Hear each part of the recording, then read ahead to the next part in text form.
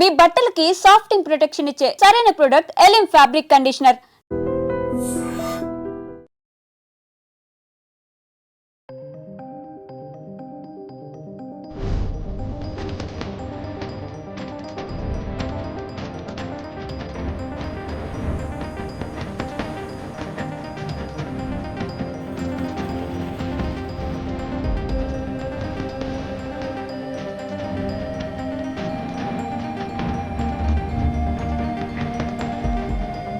పటాన్ చెరుకు సమీపంలో, అది కూడా ఒక పారిశ్రామిక వాళ్ళలో కెమికల్ ఫ్యాక్టరీలో ఈ రోజు పొద్దున ఒక భారీ పేలుడైతే సంభవించింది. రియాక్టర్ పేలిపోవడంతో చాలా పెద్ద ఎత్తున కెమికల్ ఫ్యాక్టరీ కూడా కావడంతో మంటలు అయితే పెద్ద ఎత్తున చెలరేగుతున్నాయి. మార్నింగ్ షిఫ్ట్ కోసం చాలా మంది కార్మికులు ఈ రోజు పొద్దున పనికి వెళ్లారు. ఆ టైంలోనే ఇంత పెద్ద ఎత్తున పేలుడు సంభవించడంతో భారీ స్థాయిలో అక్కడ ఉన్నటువంటి షిఫ్ట్ లో ఉన్నటువంటి వాళ్ళు చాలా మంది కూడా ఒక 100 మీటర్లు ఎగిరి పడ్డట్టుగా మనకు స్పష్టంగా కనిపిస్తోంది. అట్లాగే దట్టమైన పొగ కావచ్చు, మంటలు కావచ్చు, ఇంకా కూడా పెద్ద ఎత్తున అక్కడ స్ప్రెడ్ అవుతున్న పరిస్థితి కనిపిస్తోంది. ఇంకోటి, అది కెమికల్ ఫ్యాక్టరీ కాబట్టి ఘాటైన వాసన చుట్టుపక్కల కూడా పూర్తిగా స్ప్రెడ్ అయింది. అండ్ ఈ రెస్క్యూ ఆపరేషన్ కోసం కూడా పెద్ద ఎత్తున ఇన్ఫర్మేషన్ రాగానే రెస్క్యూ ఆపరేషన్ కి సంబంధించి డిఆర్ఎఫ్ టీం కావచ్చు, ఫైర్ ఇంజన్లు కావచ్చు, పోలీస్ వ్యవస్థ కావచ్చు పెద్ద ఎత్తున చేరుకుని అక్కడ రెస్క్యూ ఆపరేషన్ చేయడానికి కూడా ప్రయత్నాలు అయితే జరుగుతున్నాయి. మనకు ఇప్పుడున్నటువంటి సమాచారం మేరకైతే 20 నుంచి 30 మందికి తీవ్ర గాయాలైనట్టుగా, అట్లాగే ట్రీట్మెంట్ కోసం సమీపంలోని హాస్పిటల్ కి తరలించినట్టుగా మనకున్నటువంటి ఇన్ఫర్మేషన్. అయితే డాక్టర్స్ ఆల్రెడీ వాళ్ళ దగ్గరికి అంటే హాస్పిటల్ కి తీసుకొని వెంటనే ఒక 5గురు అయితే చనిపోయినట్టుగా చెప్తున్నారు. అండ్ కాసేపటి క్రితం ఇంకో 5గురు కూడా మరణించినట్టుగా డాక్టర్లు అయితే నిర్ధారించినటువంటి పరిస్థితి అయితే కనిపిస్తోంది. సో టోటల్ 10 మంది ఇప్పుడు మరణించినట్టుగా మనకున్నటువంటి ఇన్ఫర్మేషన్. సో అతి పెద్ద పేలుడుగా భావిస్తున్నారు. అండ్ దట్టు ఒక కెమికల్ ఫ్యాక్టరీ కావడంతో అక్కడ ఉన్నటువంటి సమీప ప్రజలు కూడా ఆ ఘాటైన వాసనకి తీవ్ర ఇబ్బందులు పడుతున్నారు. వాళ్ళు ఇళ్ల నుంచి కూడా బయటికి దూరంగా వెళ్ళిపోయినట్టుగా కూడా చెప్తున్నారు. మనకు తెలుసు సిటీ శివారు ప్రాంతాలు కూడా ఆల్మోస్ట్ ఇప్పుడు కలిసిపోయినాయి. అంటే సిటీ శివారు ప్రాంతాల్లోనే ఇవన్నీ కూడా ఫ్యాక్టరీస్ ముందు ఉండేవి, కానీ ఇప్పుడు ఆ సిటీ అంతా కూడా స్ప్రెడ్ అయిపోయింది. శివారు ప్రాంతాలు కూడా స్ప్రెడ్ అయిపోయాయి కాబట్టి నివాస ప్రాంతాలు, పారిశ్రామిక ప్రాంతాలు అన్ని కూడా కలిసిపోయి అక్కడ విపరీతమైనటువంటి ఈ వాసన కావచ్చు, దాంతో కూడా రోగాలు కావచ్చు విపరీతంగా స్ప్రెడ్ అవుతున్న వార్తలు చాలా రోజుల నుంచి కూడా వింటూ ఉన్నాం.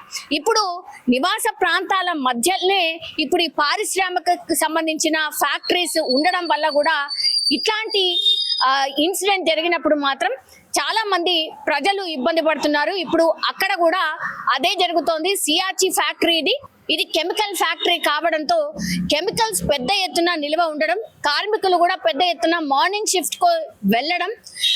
ఇప్పటికైతే మనకున్నటువంటి సమాచారం ప్రకారం అయితే లోపల ఒక 50 నుంచి 60 మంది ఈ రోజు మార్నింగ్ షిఫ్ట్ కి వెళ్ళినట్టుగా కూడా చెప్తున్నారు. సో అందులో 20 మంది తీవ్ర గాయాలు కావడం, అందులో 10 మంది చనిపోయినట్టుగా కూడా చెప్తున్నారు.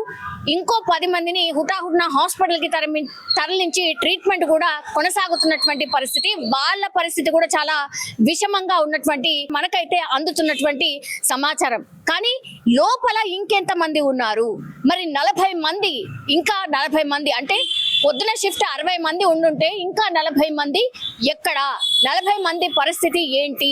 లోపల ఎవరైనా కార్మికులు ఉన్నారా అని లోపలికి వెళ్లే ప్రయత్నం చేస్తున్నప్పటికీ కూడా నేను ఇంతకు ముందు చెప్పినట్టుగా అది కెమికల్ ఫ్యాక్టరీ కావడంతో రెస్క్యూ ఆపరేషన్ కూడా చాలా ఆలస్యంగా జరుగుతోంది అని చెప్పొచ్చు. ఎందుకంటే పెద్ద ఎత్తున ఘాటైన వాసనలు, కెమికల్ ఫ్యాక్టరీ, కెమికల్స్ పెద్ద ఎత్తున స్ప్రెడ్ అవ్వడం, మంటల్లో మండిపోవడం, కళ్ళు మంటలు, అట్లాగే ఊపిరి తీసుకోవడం కూడా చాలా ఇబ్బందిగా మారినట్టు చెప్తున్నారు. అందుకని రెస్క్యూ ఆపరేషన్ కూడా చాలా స్లోగా జరుగుతోంది. లోపలికి వెళ్ళడానికి చాలా కష్టంగా ఉన్నటువంటి పరిస్థితి అయితే అక్కడ కనిపిస్తోంది.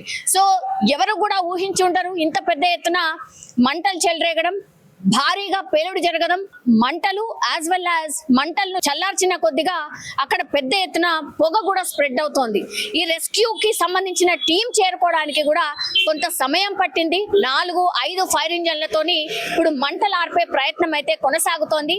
కెమికల్స్ పెద్ద ఎత్తున మండుతున్నాయి కాబట్టి మండే తత్వం ఉన్నటువంటి కెమికల్ ఫ్యాక్టరీ కావడంతో కూడా మంటలు అదుపులోకి రావట్లేదు. అందుకని 5 ఫైర్ ఇంజన్లతోని మంటలు ఆర్పే ప్రయత్నం పెద్ద ఎత్తున జరుగుతోంది. సో చూడాలి, దీనికి సంబంధించిన ఇన్ఫర్మేషన్ కూడా ఇంకా అందే అవకాశం కనిపిస్తోంది. ప్రస్తుతం అయితే మనకున్నటువంటి ఇన్ఫర్మేషన్ ప్రకారం అయితే 10 మంది ఆల్రెడీ చనిపోయినరు, ఇంకో 10 మంది క్రిటికల్ పొజిషన్ లో ఉన్నటువంటి పరిస్థితి ఉంది. అలాగే లోపల ఇంకొంత మంది చిక్కుకున్నట్టుగా కూడా చెప్తున్నారు. వాళ్ళని బయటకి తీసుకొచ్చే ప్రయత్నం ఒకటి జరుగుతోంది. ఇంకోటి, కార్మికులకు సంబంధించిన కుటుంబ సభ్యులు పెద్ద ఎత్తున ఈ సియాచి ఫ్యాక్టరీ దగ్గరికి చేరుకుంటున్నారు. మా వాళ్ళ పరిస్థితి ఏంటి, మా వాళ్ళు లోపల ఉండిపోయినరు, బయట లేరు అన్నటువంటి మాట కూడా చెప్తున్నారు. పెద్ద ఎత్తున గాయాలయ్యాయి, కాళ్ళు, చేతులు, అట్లాగే కడుపు, ఇవన్నీ కూడా అంటే పూర్తిగా కాలిపోయిన కొంతమంది పరిస్థితి అత్యంత దారుణంగా ఉంది. సో పెద్ద ఎత్తున బర్నింగ్ ఇంజరీస్ ఎవరికైతే జరిగినాయో వాళ్ళు చనిపోయినట్టుగా చెప్తున్నారు. ఇంకా చాలా మందికి బర్నింగ్ ఇష్యూస్ చాలా పెద్ద ఎత్తున ఉన్నాయి, వాళ్ళ పరిస్థితి కూడా విషమంగా ఉన్నట్టు చెప్తున్నారు. సో ఒక్కసారిగా హైదరాబాద్ లో ఒక పారిశ్రామిక వాడలో జరిగినటువంటి అతిపెద్ద ఇన్సిడెంట్, అతిపెద్ద భారీ పేలుడు చాలా విషాదాన్ని నింపిందని చెప్పొచ్చు.